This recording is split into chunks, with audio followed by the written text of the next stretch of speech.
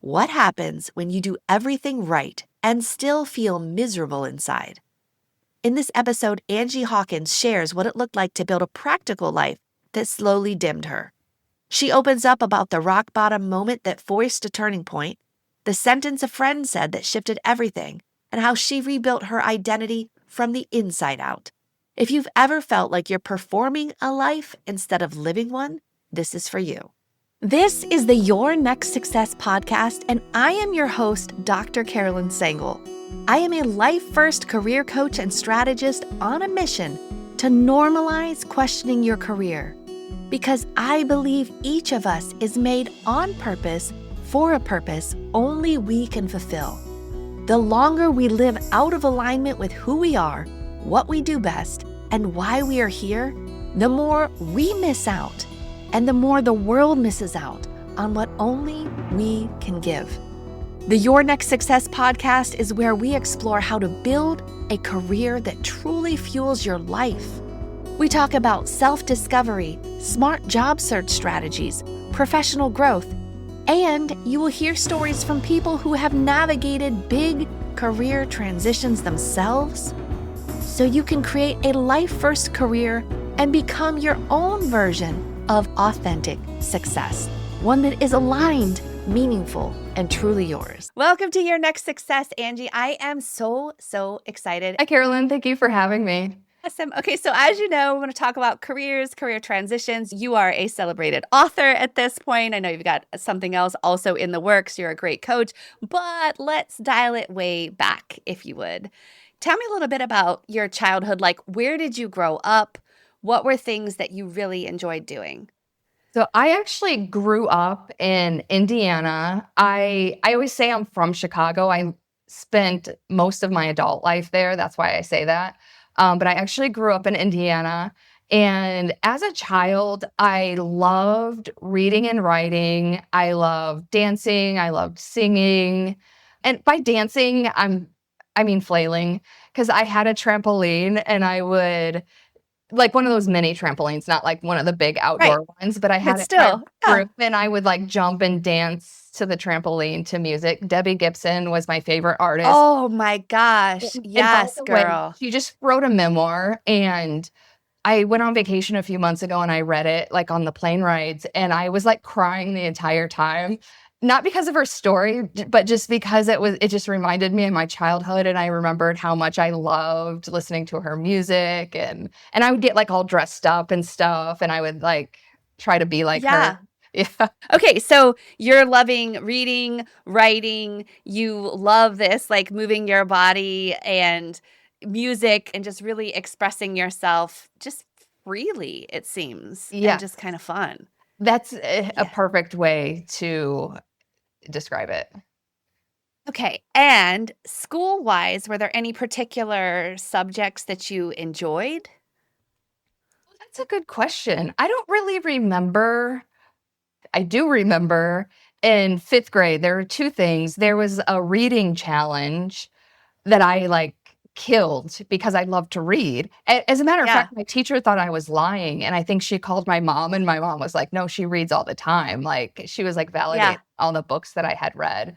But also, as it was in 5th grade as well, there was a contest. It was called the Young Authors Contest. So everybody in the entire elementary school wrote a book, and my book won out of the entire elementary school. So this is like how hardcore into reading and writing I was. And as a matter of fact, when my dad died and my mom and I were cleaning out the house, and actually I was living in Chicago, so my mom was doing a lot of that legwork, but she had found some books that I had written, and one was the one I had written in 5th grade. And reading it as an adult, I'm like, this is so detailed and in-depth, and even the plot was really intricate, and I was like, this is really amazing for a 5th grader. But the crazy thing is, I didn't write for like over 20 years, because in college I studied finance and I got out of it, and then I ended up getting back into it as an adult, but it reminded me how much it really lit me up.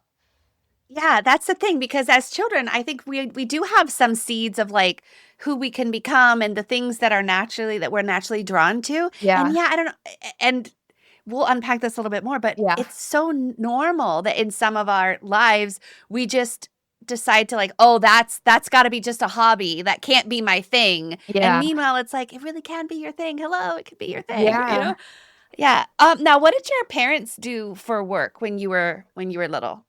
My mom was a nurse and she retired as a nurse.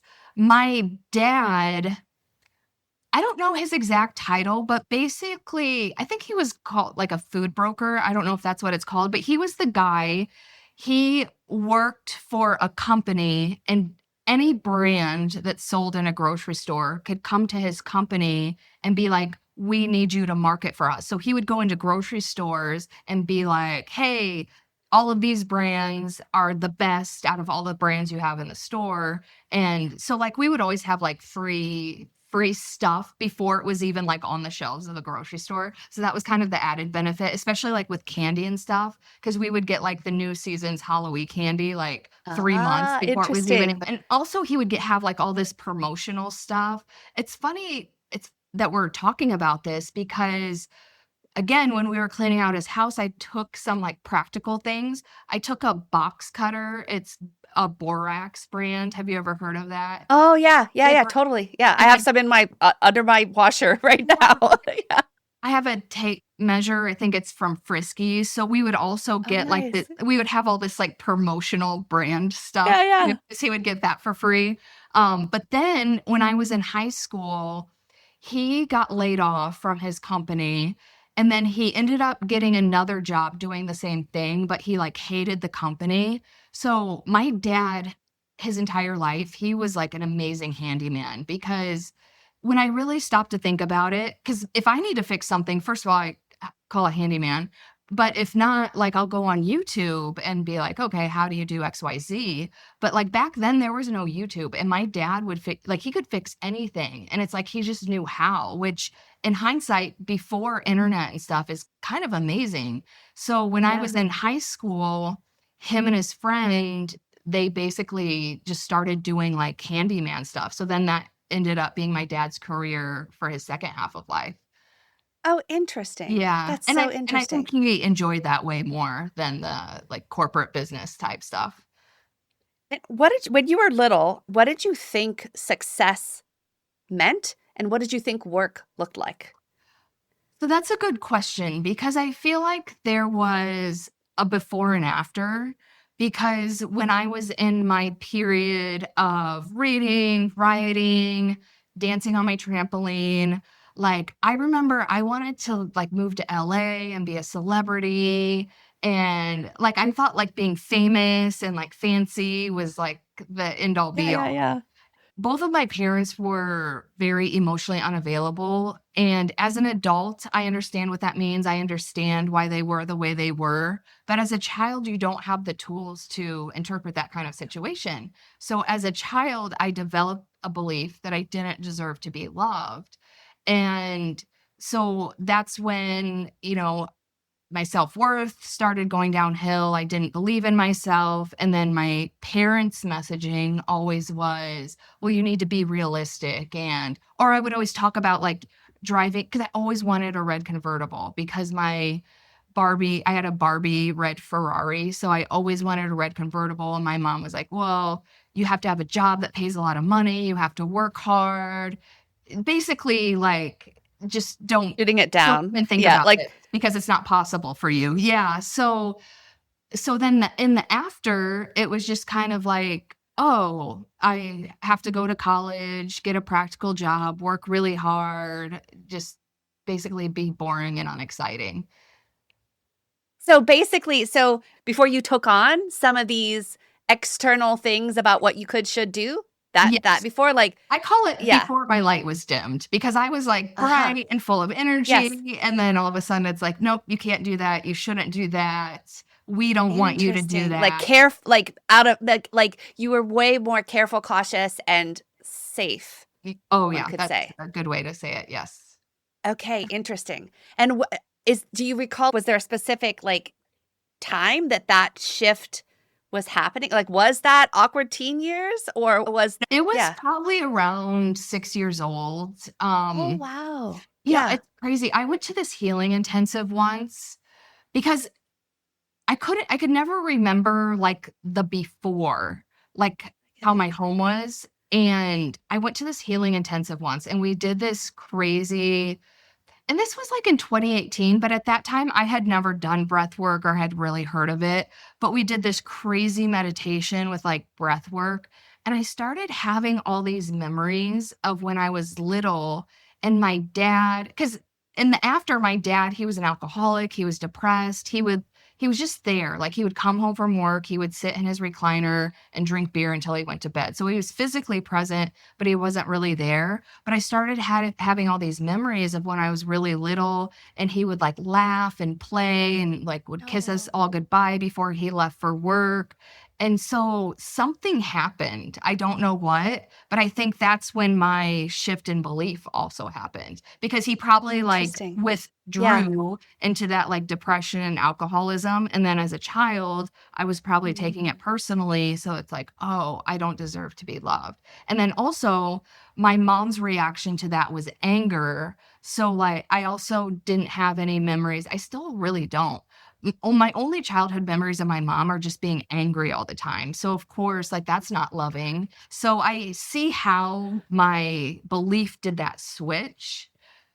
Yeah.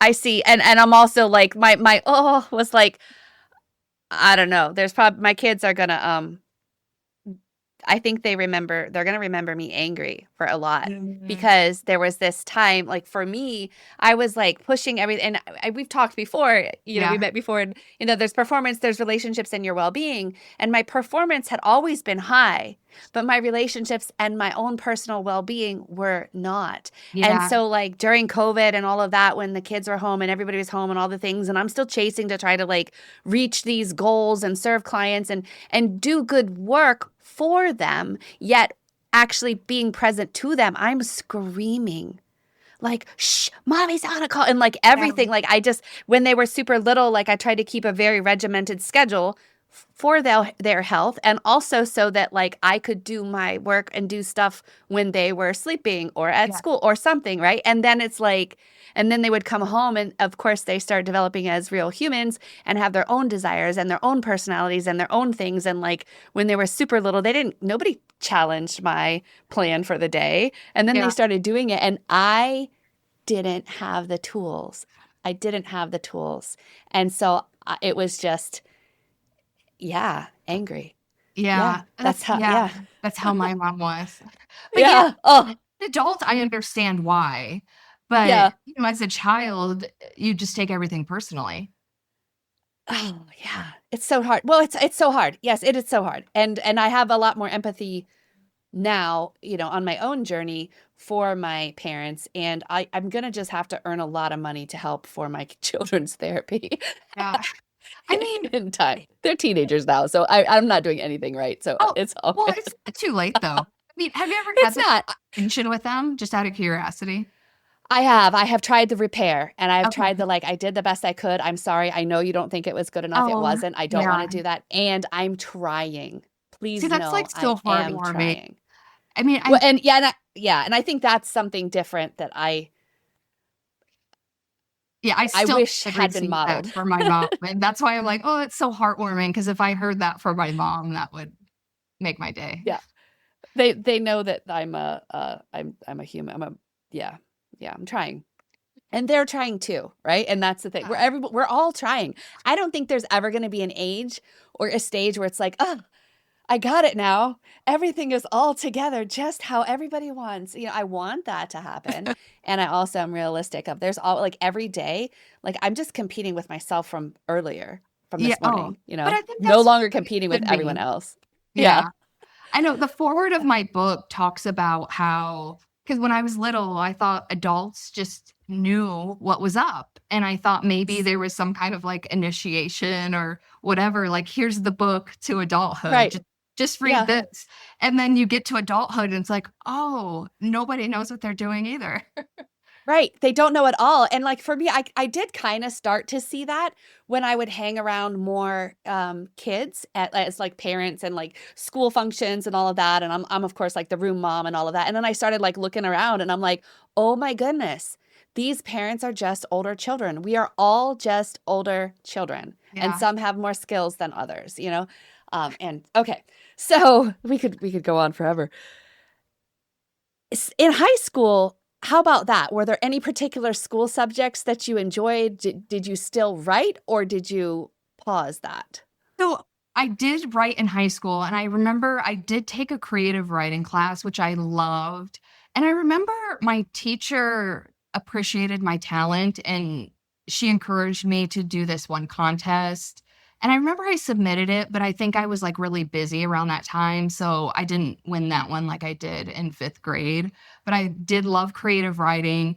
I remember I loved Spanish a lot, but I think it was because I was the teacher's pet because Ah, and this is why I was a teacher's pet. It was kind of a fluke because there was a teacher, he would teach first and second year Spanish because my high school was 4 grades, 9 through 12. He taught first and second year Spanish, and then Mrs. Petrie taught third and fourth year Spanish. So basically freshman, sophomore for the other teacher, junior, senior for Mrs. Petrie. Well, my freshman year, for whatever reason, there was like an influx of Spanish 1 students. And for whatever reason, a lot of them were sophomores. So Mrs. Petrie had a level 1 class, and it was like all sophomores and me as a freshman. I have no idea how I was in this yeah, class. There might have been like one other freshman, but there were only a few. It was like all sophomores and then me. By the time I yeah, got to fourth year Spanish, like I had her for 3 years and everybody else only had her for 2 years. So I yeah. was like in third and fourth year, I was her favorite, but it was only because she knew me the best. But I think I just fed off that and loved being in her class. And appreciated that like recognition for who Yeah. you are. Yeah. Yeah. That's awesome. So then how did it help me understand then with this love of writing and expressing yourself and that still kind of being a thread there, then like how did you choose to go to college and how you chose to study what you chose to study? Like how did that come in? You know? So I'm gonna tell a little the longer version. Yeah. It's not like the longest, it's like mid-length long.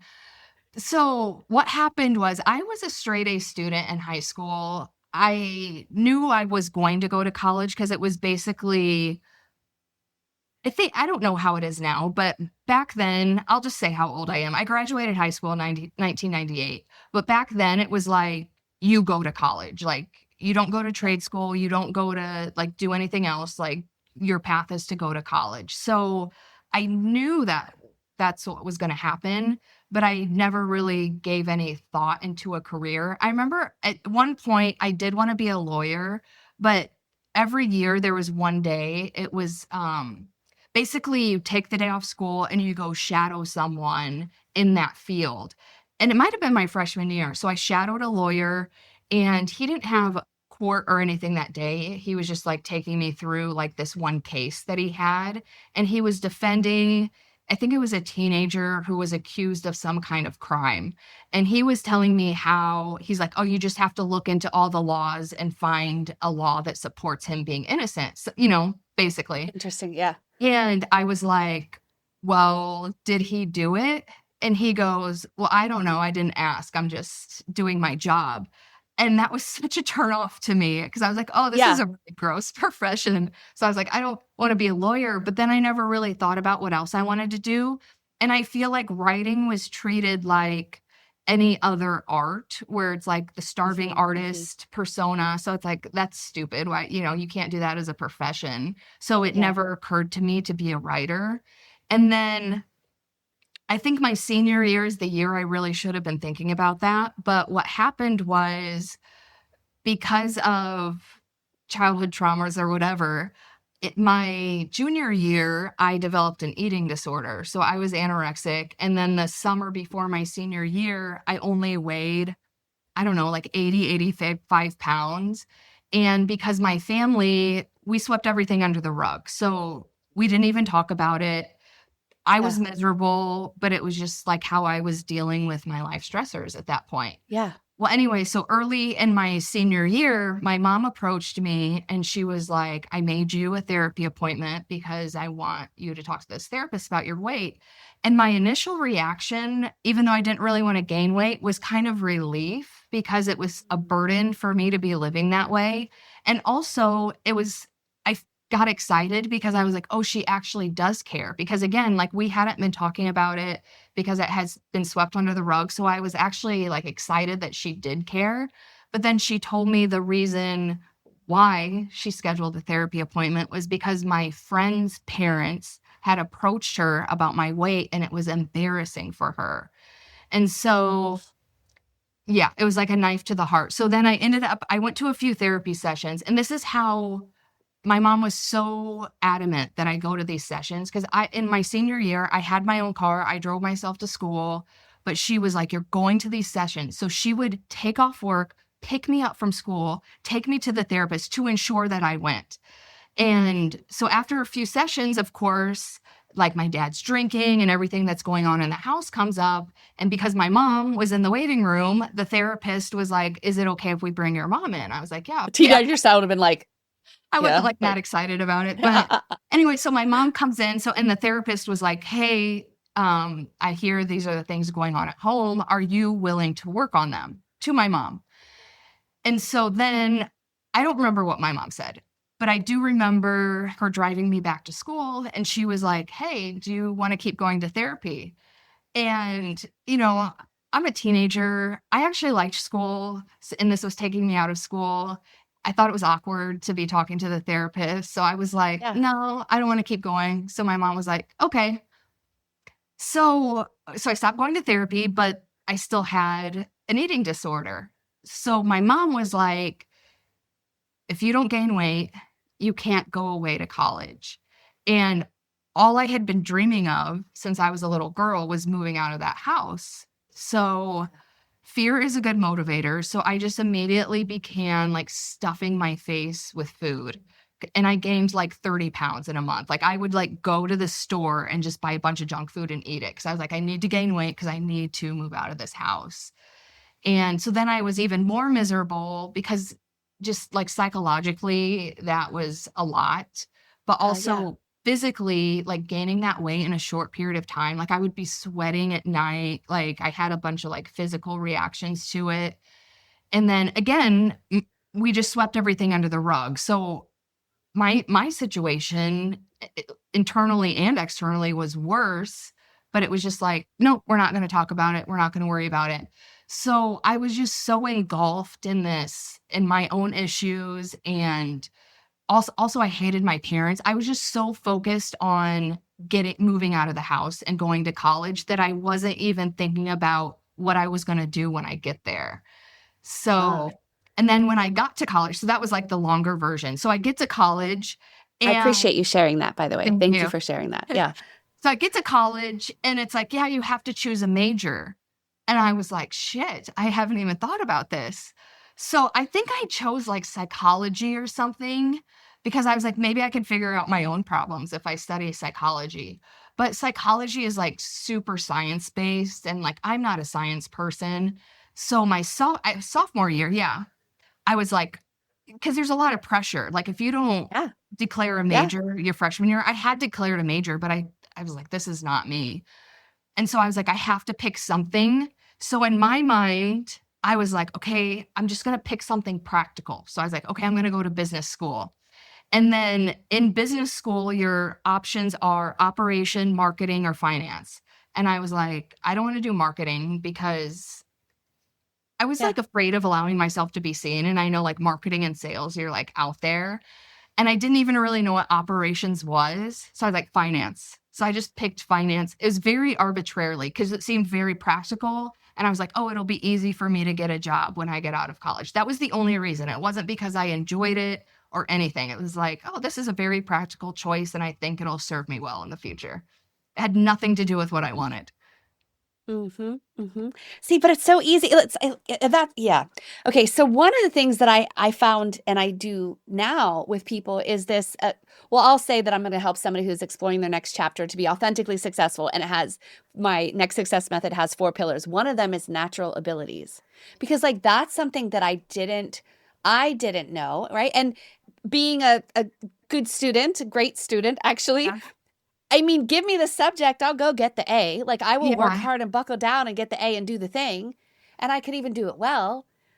my energy might be drained depending on what subject it is. I might not actually like myself or that, but I'm still going to push through and do it. It's just that like buckle down, get it done kind of mentality. And a lot of people without that like core understanding of like, who are you actually? Like, Yeah. how have you been hardwired? Not subjectively, like, who do you think you are? And I'll tell you what you said, right? Like, Yeah. well, I'm an ENTJ. Like, okay, and now what? Like, what do you do with that? I don't know what to do with I that. took some of those tests because you can take Yeah. tests and they would tell Yeah. you should be. And I think the tests that I took, they were like, oh, you should be a lawyer. And I already knew like, oh, I didn't want to be a lawyer. So Yeah, good for you for like having had that experience and listening to your body yeah, and your gut and like everything of like, no, I don't think this is it. Yeah, but there's some hardwired traits that yes can be good for finance.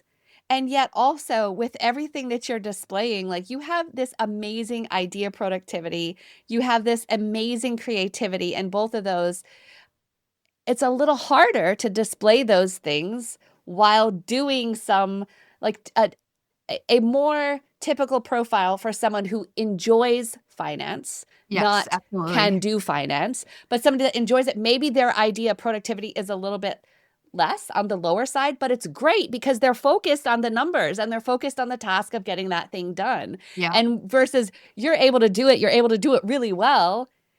And you also then, when did the drop off in writing happen? Like, was that during It college? happened You had in to college. focus. Yeah, because it was Yeah. just like, well, also college was a rude awakening for me because up until high school, it's like the teacher, maybe does a lecture. It's not called that outside of college, but they have this session, you have some homework, there's a test. It's definitely more interactive, I'll put it that way. But in college, it's just like, read these 5 chapters and then come back next week. I'm going to do a lecture, then read these 5 chapters. It was just a Yep. bunch of reading. And I was like, I don't learn that way. So I actually struggled in college. I was a straight A student up through high school. I actually graduated 20 in a class out of like 500. But in college, it was because it was just like reading, and then like 2 midterms and a final. And your grade are just like those 3 tests. And that Yes. just wasn't a good format for me because it's like, I'm not really learning. The lectures were okay, but it's like, I can't just read 5 chapters and absorb all of this information. I need to like do something. Yep. see Like something. that's a kinesthetic learner. So like the doing things with your body Yeah. while doing the stuff I need to and do or some- even listening to it, because the music component of you enjoying that too, Yeah. having those. And yet you probably were like so focused on, nope, I've made this decision. I'm going to do this thing. And so now I'm going to do that. And that may have been taking a lot of extra time, effort, and energy. And so you make this practical choice of, okay, I guess I'm just not going to do the fun thing anymore. And I can't go out and do this thing because I have to do this thing. Well, and especially because I kind of like wasted time my freshman year by not declaring a major. And then also I worked full time when I was in college. I had 2 different part-time jobs. I worked at a bank for 20 hours like during the week because I would schedule my classes. Like say I would work like Monday, Wednesday, Friday for 8 Yeah. hours. So I guess I worked 24 hours at the bank. And then I would schedule all my classes on Tuesdays and Thursdays. And then I had a job waiting tables Friday and Saturday night. So I worked Oh, over 40 hours a wow. week while I went to school. So during the regular semester, I could only take, because I think the minimum to be a full-time student was like 12 credit hours. So I was only taking the minimum. So I would also go to summer school for both terms. Yep. So yeah, to your point, it was just like I was just so focused on like working, school. Yeah. Like I was a Buckling robot. down. And it's in hindsight, I actually feel like I just wrote something about this.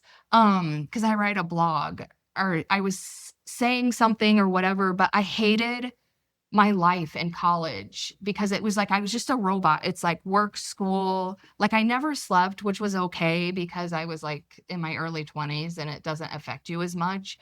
But it was just like I didn't like my life, but in my mind, because that's how my parents were. They worked all the time. And then I was told, like, you have to go to college by society and my family. So I'm like, this is just what life is. I didn't feel like I had any other option to me. Imagine what your life would be like if your career aligned with who you are, what you do best, and actually fueled the life you want. At Next Success, We support all ages and stages through career transitions, from students exploring majors or careers to job seekers actively searching or reimagining their next move to professionals committed to self-awareness and leadership growth. Stay connected and explore what's possible at nextsuccesscareers.com and follow Next Success Method on LinkedIn, YouTube, Instagram, and Facebook. I was so busy also, I think for decades of my life, like subconsciously, because I wasn't trying to deal with emotions. Well, that I was too. like this head Yeah. attached to a body, but definitely not integrated. Like I didn't actually feel feelings like I can. And I had to like one time I Googled like how to cry. And Oh, I'm like, really? then I tried like all the things and I couldn't cry. And I'm like, what the heck? Now I could totally cry. But Yeah. like, yeah, I had just like stuff that I'm going to overcome and like, can't hurt me. That doesn't hurt. Right. Like just different. It was so interesting. And then just focus on like whatever the thing I was supposed to be doing, whether it was school, whether it was work, being involved in a bunch of activities and just always having something I had to do. And so I never actually was still. Oh, Just me kind of neither. And then because I did the same thing. I actually numbed my emotions by running. So then it was Oh, but at like, least you picked running. Girl, I picked M&Ms. You know? but that's the downside because things like overworking and Yeah. over-exercising, they're actually socially acceptable. So it's like I would be positively reinforced for running a marathon or whatever, but I was actually just destroying myself. But then Oh, that became part of my grind because it was like work, school, run, kill yourself. yeah. Oh. Oh. Okay, so you graduate from college and then you get a job. Tell me that. Yeah. Yeah. So I remember when I was in college, I worked part-time at a bank.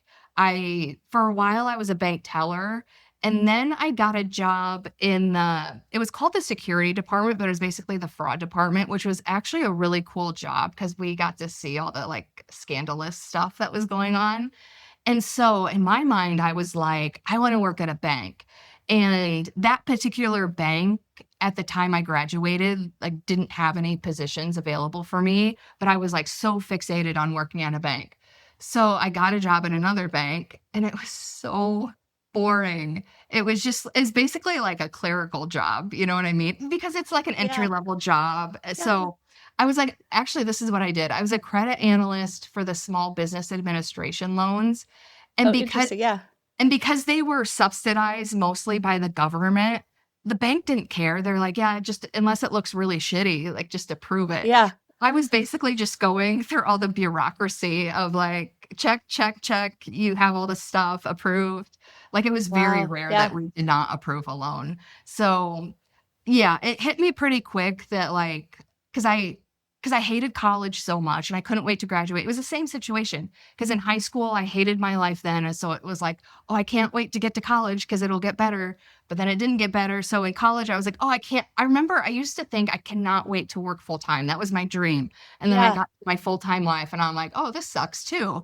But again, I just thought that's how it was. Also, at that point, there was a ton of sunk costs between time and money Yes. invested in college. Yes. So it's like, what am I supposed to do? I have a finance degree, so this is what I do. So Yeah. it didn't really occur to me that I had other options. It was like, oh, just stick with it and keep jumping around companies, which is what I did for a very long time. I get it. I get it completely because there was a part where I went through and I'm like, well, dang, I went and got that PhD. So I guess I have to do this. If I choose to do something different, then did I waste all that time? Or maybe I'm not special? Or like, Yeah. I don't know. I don't know if I could do that. And then meanwhile, and then finally I had to get to this point of like, you know what? Forget it. Like, I can't keep pretending. I can't keep playing the role. I can't keep doing Yeah. something for what I think I'm supposed to do. I'm just going to go ahead and try to be me. I'm just going to try that out. Of course, there's a lot of work and different Yeah, things. it's it's not that easy, but it's easier than pretending to be something you're not, which is what I did for a really long time. And society reinforces that, right? And it was like, Oh, and it didn't matter what I did. I could get awards and I could get things. And then there's the accolades. It's like, well, I guess, okay, well, somebody thought that was good. I should keep going. I should do it, yeah. you know? And then, yeah. Okay. So you experienced that as well. And then what? Yeah. Well, I'm trying to think. So yeah, I job hopped for a while. And All in finance yes, related. so I guess instead of questioning my career choice, I was more questioning the company choice. And let's see. Okay, where things finally came to a head, I experienced a rock bottom moment. And I don't know if we need to go into that here. I can if you want. But It's your choice. It's your okay, so choice. basically, my mental health got so bad, and it was a culmination of being a people pleaser and chasing love and approval and everything outside of myself, being a perfectionist and having these impossible standards and beating myself up if I didn't meet them, basically putting on a facade of, yep, I work in finance and I'm doing this and I'm doing that and this is my life. Whereas like my soul hated it. It was killing my soul. So there were just like all these like culminating things. So in 2020, I intentionally overdosed on my anxiety medication because I was just like, you know what? I'm just like done with everything. So Oh, obviously I'm here. So what happened was I was unconscious in my bathroom for a day and a half. I was in the hospital for a day and a half. I was released from the hospital. I called a friend. I told her everything that happened. And her response was, "It's not your time." And that sent a cold chill through my body. And it was so profound and exactly what I needed to hear because I was like, okay, I think I do have a purpose and I'm determined to figure out what that is. And so traditional therapy had never worked for me. So I invested in myself. I hired a coach and I credit him to saving my life because through working with him, we were able to change my behaviors, which then changed my beliefs because I truly had this belief that I didn't deserve to be loved. Whereas now it's the complete opposite. I feel like I do deserve to be loved. I do respect myself. I do trust myself. And then eventually your behaviors start reflecting that. Well, through working with him, because when you are a people pleaser, perfectionist, or whatever, your identity is in the things outside of yourself. So a yes. huge part of Yes. my work with him was to what you were saying earlier, like, who am I? Which may seem like a simple question, but I didn't even know who I was. So a lot of that work was building my true identity and being authentic.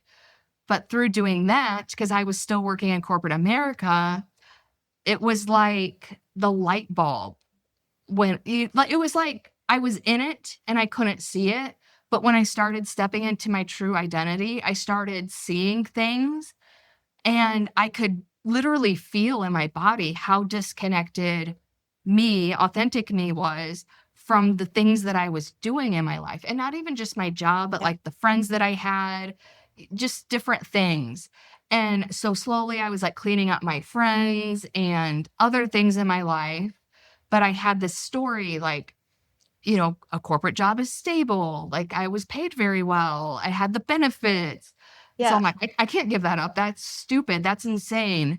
But those are society's Right. stories that I had adapted. So I finally, and I would love to say that like I finally had the courage to do it and I did it.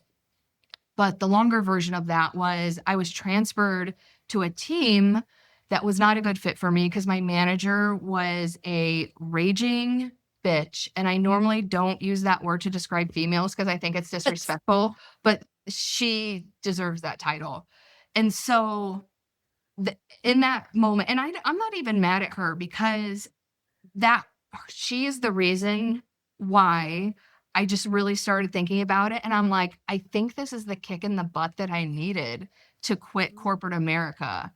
And so it took me like 3 months because I was like, I was working on my nervous system because I was like, I have to get to the point where thinking about quitting my job and starting my own business doesn't throw me into a full blown anxiety attack. So it I took get like it. 3 months to get there.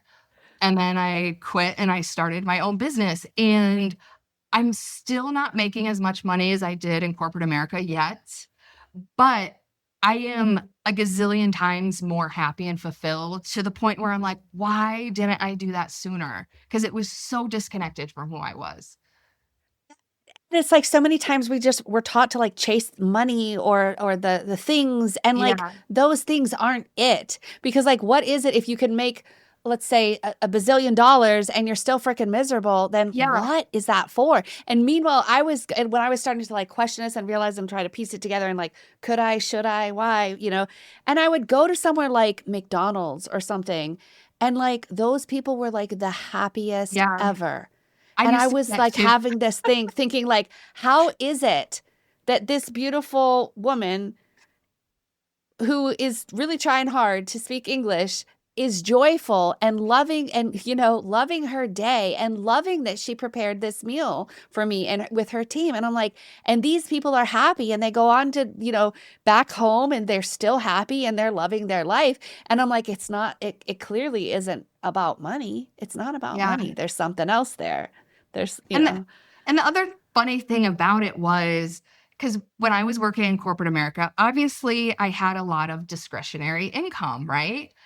And I did save a lot, which is why I was able to quit my job and start my own business. But did you have a red convertible? Oh, I do. So that's part of my story. I ended up buying a red convertible. Here, where did I leave off? I'm like, wait a minute. Wait. Like, do you have the red convertible? Because that was a childhood thing. And then like you at least were able to buy it, So So let me go back a minute. So I'll get back to what I was saying. Yeah. Sorry. I left that part out of my story.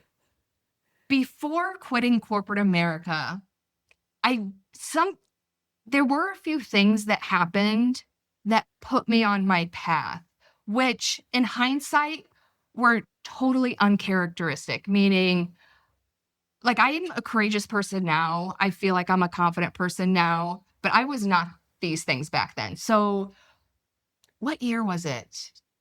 It must have been 2016. So I had always wanted, have you ever heard of a Volkswagen EOS? I'm not familiar with the EOS, okay. But like Volkswagen in general, yeah. Because it's a convertible and it also has a sunroof. And it's the only hardtop convertible that also has a sunroof because Volkswagen patented the design. And so when they first came out, I was like, oh my God, I want one of those. But I wasn't making enough money. Well, so then I finally got a job where I was making more money, but I don't know, I wasn't really focused on the car. But then Volkswagen announced that, it must have been in 2015, they announced, we're not making EOSs anymore. And I was like, oh my God. But then they were like, but we're doing limited production runs in 2016. So if you still want one, you can get one. So in 2015, I was like doing my budget, trying to get together my savings. But like I was a saver. So I was like, that's like a huge chunk of my money to put on a down payment of the car. But then I ended up getting like a really nice raise and bonus at work. And I was like, boom. So I like immediately like went to the dealership, and it was funny because normally when you buy a car, there's like here's the base price. And then by the time you add on all your shit, it's like $20,000 more. But it was nice because they were doing limited production runs. There were no options. They're like, this is your car. You choose the color. And all I wanted was a red convertible. So I really didn't give a shit. And I'm like, plus this is nice because then I'm not spending all the extra money on options. Right. Yeah. So yes, I bought a red convertible in 2016. And I was so proud of myself because my entire life, everyone's like, oh, like it's not a practical car, blah, blah, blah. And even my mom was always like, oh, but insurance is so much more expensive. My insurance, I think, went up like $2 a month. Like, so I'm like, that's a lie. And also, I lived in Chicago. So everyone's like, oh, it's so unpractical because you can only put the top down in the summer, which is not true because all you have to do is like, it could be 40 degrees. You just put the top down, roll up the windows and crank the heat. And it's like still kind of warm and cozy. So I was like, why did I let people rain on my parade so long? Because to this day I have a convertible and I still love it because it's like. And now like tell people where you actually live now. Because even that's just like fascinating. And so I actually bought the convertible first, but I also had a childhood dream of living in Hawaii because I had my Hawaii Barbie because I also had the Hawaii red Ferrari, but I also had a Hawaii Barbie. She had hair down to her butt, which I found fascinating. So that started my fascination with Hawaii.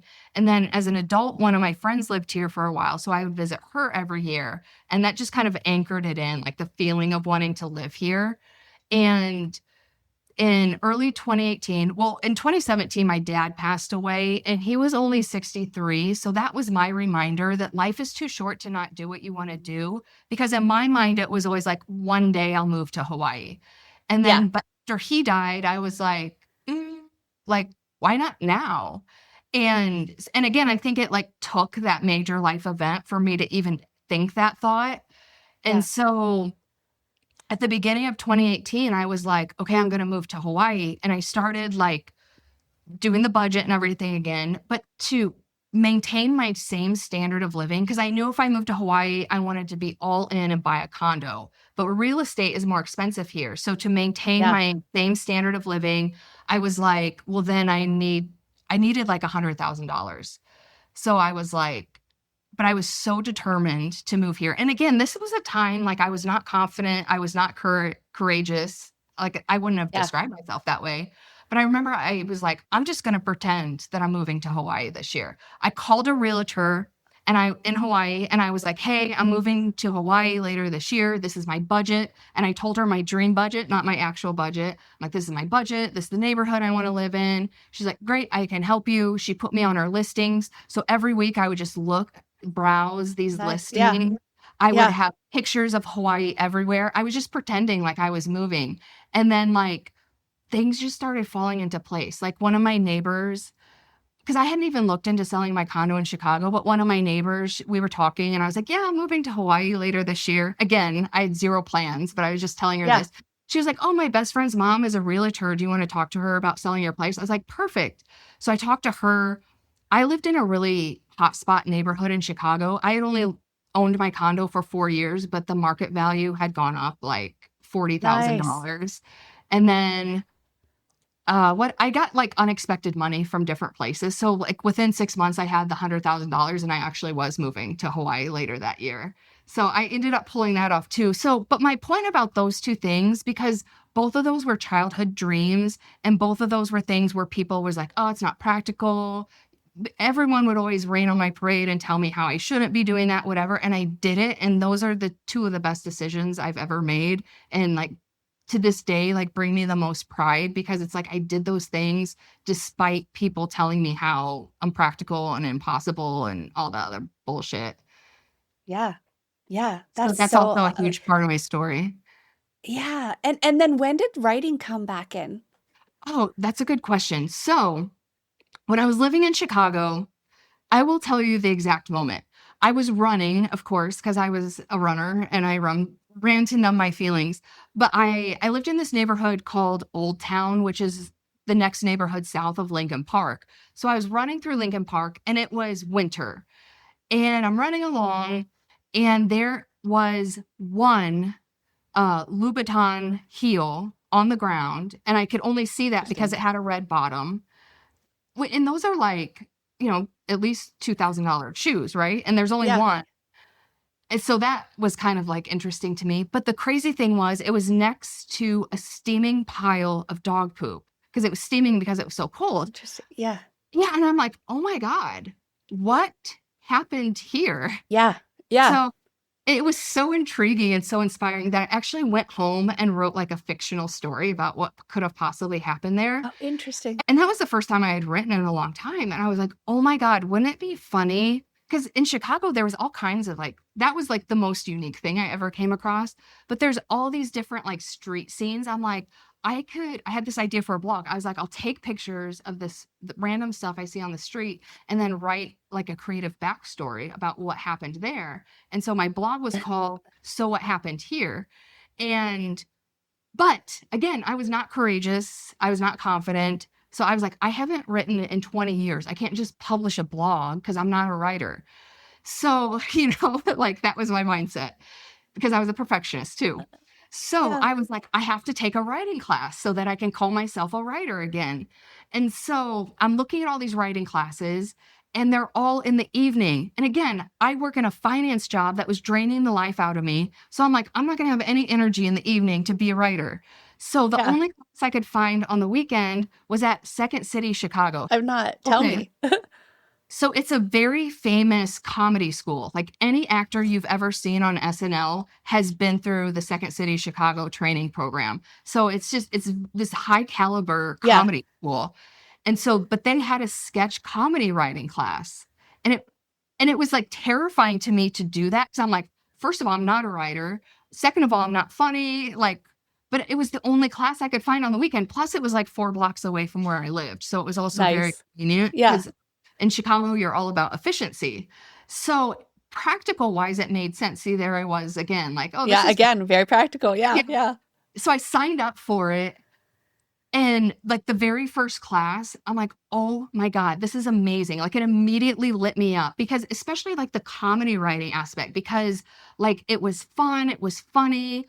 And the way the program works, like anyone could take levels 1 through 4, and each level was 2 months. So even if you only went through 4 levels, that's still 8 months of classes. Yeah.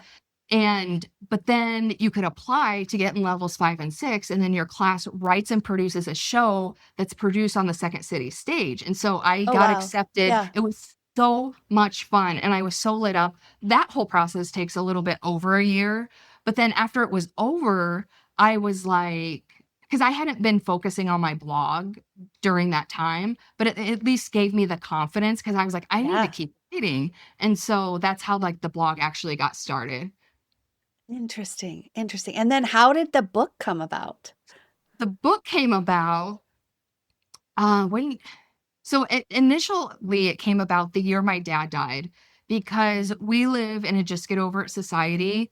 And so after 2 months, people just expected me to be over it. And I was not over it. But just to appease everyone else, I put on my happy face and pretended everything was fine, even though internally I was still in this really heavy grief period. But then feeling that way, I would go on Instagram and everyone's all filtered and edited, and here's my life's all Yeah. perfect. And Yeah. even in real life, other people had on their happy face and everything's fine. And there was just such this disconnect between what I was feeling and everything that was going on around me. And I remember thinking, and I do feel like we're having these conversations more now, but in 2017, we were not.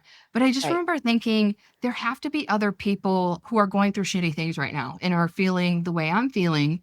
Yeah. And so I had the idea for the book because I was like, what if I write a memoir and it talks about all the shitty things that happen in life? And then, and then we can just start talking about that stuff. Yeah. But again, I wasn't confident. I was terrified, especially because I knew it had to be vulnerable. I was like, I cannot allow myself to be seen that way. It was too terrifying. So it was just an idea. But then after my overdose and my friend was like, it's not your time. And I started thinking about my purpose. My very first call with my coach, he was like, if you didn't have to worry about money and could do whatever you wanted, what would you do? And the very first thing that came to me was my book. Cause I was like, I have this idea for a book. It's really vulnerable. And then we can like talk about things we're not talking about. And then I can go on a book tour and have these safe spaces to talk about the things we're not talking about. And I told him my whole vision. And he was like, did you notice how lit up you just got when you were talking about that? And I was like, yeah, I did notice. And so, in working with him, it was a process. And in the immediate weeks and months after I got out of the hospital, life felt very fragile. So I needed something in the short term because my only goal for at least a month was like just to make it through the day. Like that's how fragile life felt to me. So in the initial work I was doing with him, I knew that would take longer and not have like as much immediate relief. So I was like, I need something short term to give me a sense of purpose. So that's when I decided, I was like, I'm going to write the book and publish it. And so I started on the book then. Yeah. So and from the parts that I was able to read, it is fascinating, captivating, fun. It does like kind of put you in there, and it has this bit of humor and like just a reality, but in a really practical way. It's still practical and fun, And I'm just like, I want to read more. I'm running out of time. I have an interview. book too. Yeah. Okay, so tell a little bit about what do you do now aside from being an amazing author? What else do you do? And living in Hawaii, and I imagine surfing and having lots of fun, enjoying the beautiful nature and everything there. And then what? Yes, I am a surfer. I'm also an inner glow coach. So I help women transform, basically go through the same transformation I did. Stop chasing love and approval outside of themselves and radiating confidence from within so that they can see like how good it feels to like have that inner glow generating from yourself and not chasing after it from something external. And now, how do you define authentic success for you? Authentic success, this is the best way I describe it. Society has, even within society, so society has rules, then there's like school system rules, family system rules, there's all these other systems within the society system. But all of these things, they're just arbitrary rules that we all just blindly follow for no particular reason. So what completely changed my life and led me to my authenticity, and this is what I teach in my coaching program and obviously sharing now, is creating your own rules for life. Because if you're going to arbitrarily follow something, you might as well follow something that's true to you and authentic to you and is integrity with who you really are as a person. Yes. Yes. Yes. Yes. Yes, I agree. How can people find you if they've been inspired and want to learn more and want to be able to be transformed from you, your voice, your story? My website is runninginslippers.com. So there's obviously information on the book. It's available paperback, Kindle, and audiobook. And the audiobook is in my voice. I did the narration. I know that's important to audiobook Yes. listeners. And then there is also information on my coaching program, which is called Shine from the Inside, because it's based on the concept that we're all born with this light inside of us, just like I was a little girl who loved to write and read and dance and sing and jump on the trampoline. But then society, family, all that stuff starts to dim our light and we become disconnected from who we are. And I feel like a lot of self-help is marketed as like fixing yourself or changing who you are, but it's just coming back to that light inside of you and living your life by your own rules in your own authentic way. And I do offer a free 60-minute Find Your Glow session because in my coaching program, I use the GLOW method, and G stands for go back to your childhood.